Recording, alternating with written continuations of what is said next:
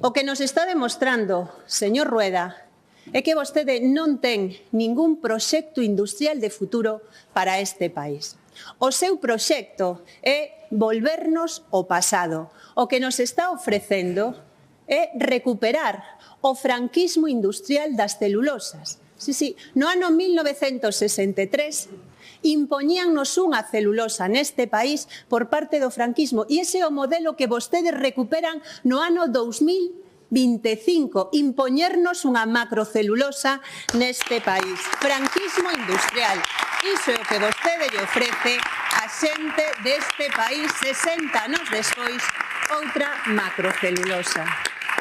Mire, cando levaba dúas derrotas decía unha cousa de Altri. E cando lle meteron os galegos a terceira, xa cambiou de opinión. Vostede cree que a xente parva. Vostede é a mesma que chamaballe evasor fiscal, o primeiro empresario deste país, e despois visitoulle as oficinas con un sorriso ali moi grande. Por lo tanto, é capaz de todo. Pero sabe que, señora Pontón, de todos os disparates e todas as falsedades que levan dito sobre este asunto, hai unha cousa que teño que conocer que é verdade. Vostedes falaron de coacción aos funcionarios.